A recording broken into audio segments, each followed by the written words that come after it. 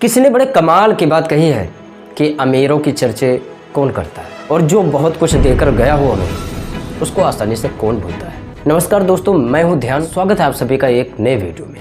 पूरे देश में हलचल है।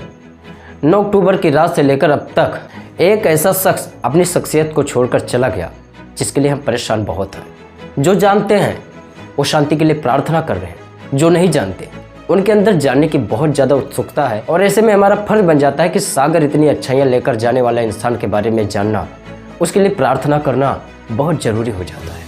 मित्रों, जैसे देश की सेवा के लिए जवान तत्पर होता है, हम सबकी खुशियों के लिए वो अपनी जान की परवाह नहीं करता, वैसे ही जब जब देश को ज़रूरत पड़ी सबसे पहले रतन टाटा जी सामने आए। रतन टाटा जी ऐसे शख्सियत थे जो अपने देश के विकास और भले के लिए थोड़ा भी हिचक नहीं करते थे।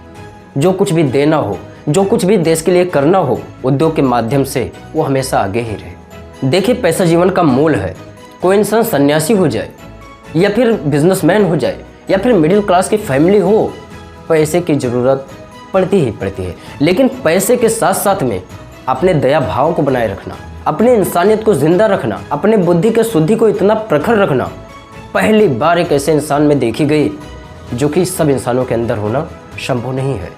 उनके जीवन की गाथा इतनी बड़ी है कि सुबह से लेकर शाम तक अगर हम बोलें तो कम पड़ जाएगी।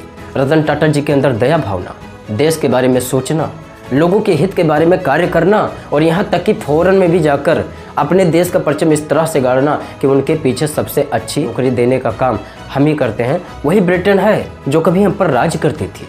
आज वही फॉरेन देश से सबसे ज़्यादा रेवेन्यू यानी 60% से भी ज़्यादा रेवेन्यू रतन टाटा जी का ग्रुप वहीं से लेकर आता है। वहाँ के बड़े बड़े ब्रांड अगर मैं बात करूं तो टेटली, जगुआर, लैंड रोवर और फिर बात हो कोरस की, सब कुछ खरीद डाला रतन टाटा जी ने। इतना कुछ होते हुए भी टाटा जी ने कभी स्मोकिंग नहीं किया, शराब नहीं पी। और यहाँ तक कि एक बार की बात है जब ब्रिटेन की सरकार ने रतन टाटा जी को रतन टाटा सर की उपाधि देने के लिए उन्हें बुलावा भेजा तो एकमात्र कुत्ते की तबीयत खराब हो जाने के कारण रतन टाटा जी वहाँ नहीं गए। उन्होंने कहा कि अवार्ड आते जाते रहते हैं मगर किसी के जीवन की रक्षा करना हमारा सबसे बड़ा और सबसे पहला धर्म है। एक बार जब वो कहीं जा रहे थे, उन्होंने बारिश में देखा किसी परिवार को भीगते हुए जो कि एक बाइक पर सारे लोग बैठकर जा रहे थे, तो उनके मन में एक विचार आया कि मिडिल क्लास वाले इतनी महंगी गाड़ी नहीं ले सकते, उनके लिए कुछ अलग किया जाए। और ये वही दयालुता स्वभाव के धनी हैं जिन्होंने नैनो कार का निर्माण किया। हर मिडिल क्लास वाले उसे खरीदे और प्रेम का निर्माण किया। उनके एक बेटा है जिसका नाम है नवल टाटा, यानी उन्होंने उसको गोद लिया था। सोचिए, प्रेम सागर से भरा हुआ व्यक्ति कितना सम्मानित और कितना अच्छा है, जिसके जाने से आज पूरा देश एकदम दुखी है। ऐसा लग रहा है जैसे देश का अनमोल रत्न हम लोगों के बीच है, अभी भी है। ऐसे अनमोल रत्न के खो जाने से हम सब दुखी तो हैं, मगर उनके लाइफ हिस्ट्री से हमें सीखने की ज़रूरत है।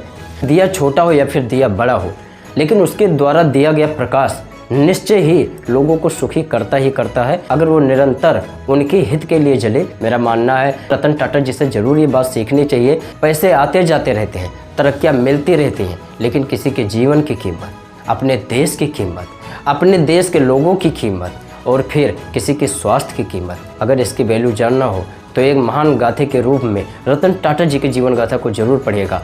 बहुत कुछ नहीं कर सकते तो कुछ तो कर सकते हैं देश के हित में, कुछ तो देश के बारे में सोच सकते हैं और अपनी नौकरी से किए जाने वाले सेवा को ईमानदारी से प्रस्तुत तो कर सकते हैं। मेरे भाई, आप बड़े टाटा तो नहीं हैं, लेकिन यकीन मानिए अगर आप में प्रेम, व्यवहार, सदाचार आपके अंदर है तो आप छोटे रतन टाटा जरूर है। मेरा यकीन है महान शख्स के शख्सियत को और समंदर को घड़े में भरकर मैंने उड़ेलने की कोशिश की है। मेरा मानना है कि आपने इससे कुछ ना कुछ जरूर सीखा होगा। अभी तक बने रहने के लिए आपका बहुत बहुत धन्यवाद।